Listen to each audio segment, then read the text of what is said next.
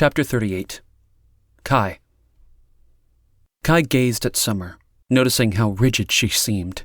She wouldn't look away from him, her face etched with concern. He tried to keep his own expression neutral, but he couldn't shake the uneasy feeling in his stomach. He understood Summer's wariness of Leah and her son, but something about that woman and her child felt familiar to him. Despite racking his brain, he couldn't figure out what it was. Kai's fingers tightened on the fishing rod, letting Summer's words sink in. He could feel the frustration in her voice and couldn't help but wonder why he wasn't more concerned. He should be. What does it matter?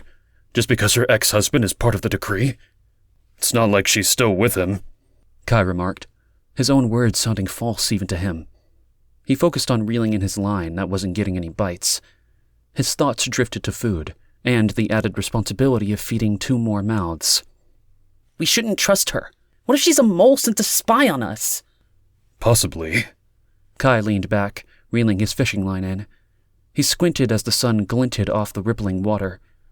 MEGA-OMNIBUS, resting on his lap, looked up at Kai and licked his hand before snuggling deeper into his lap, making herself comfortable. He patted her head, feeling her warmth and contentment. Possibly. You say that like it's not a big deal. He turned to face Summer, the fishing line forgotten as it sank beneath the surface of the water. What do you expect me to say? You want me to send a mother and child out into that hell? Kai's heart sank at the sight of the girl's face, her features contorted in a mix of shock and betrayal. The color drained from her cheeks, leaving behind a pale, almost translucent complexion. He clenched his fists around the rod, wishing he could tell her his real thoughts. How he agreed with Summer, but something inside him couldn't send the woman and the boy away. Something primal and protective. It made no sense, but he couldn't do it.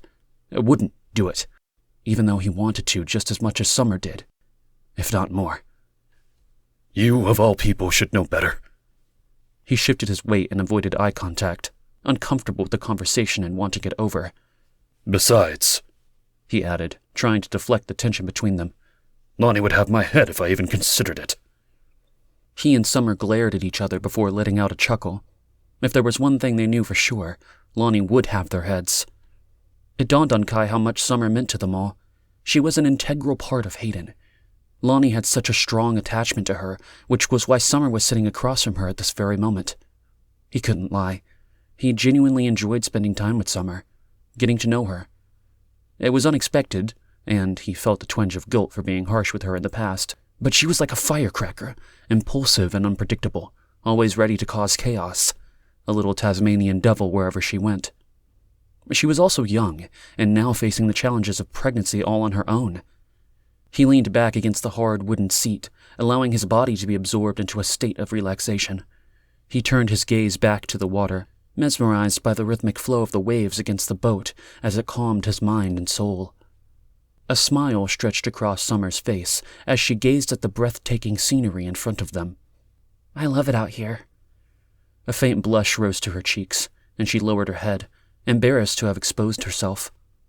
With a sudden burst of energy, MEGA-OMNIBUS jumped off of Kai's lap and onto Summer's seat next to her. The small dog snuggled up against Summer's side, placing a paw on her thigh. Summer lowered her head to meet the dog's gaze, lifting her up and bringing their faces closer together. MEGA-OMNIBUS licked Summer's cheeks with her little wet tongue, her tail thumping against Summer as she wagged it in excitement. This simple act of affection made Summer's smile stretch wider, revealing a different side to her that Kai had never noticed. Stop that, you little traitor. The dog gave a little yelp in acknowledgement and relaxed, nuzzling back into Summer's side. Her lap was no longer spacious enough for the pup to rest in comfort. It was clear MEGA-OMNIBUS was a source of grounding and stability for Summer.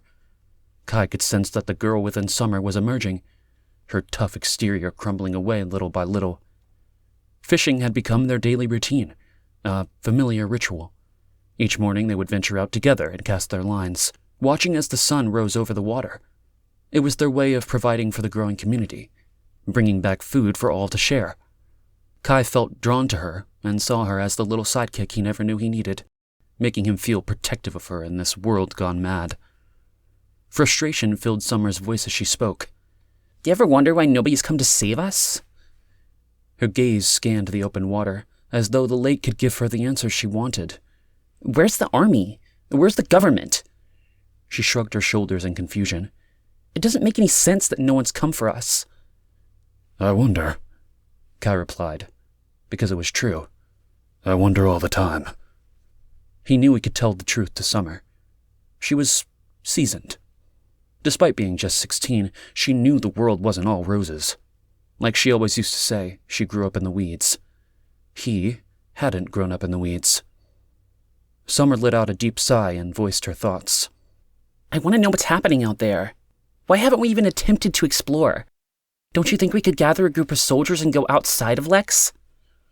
Kai had been thinking the same thing. He nodded his head in agreement. And I don't trust her, she said once more. Kai gazed out at the water, focusing on reeling in his line.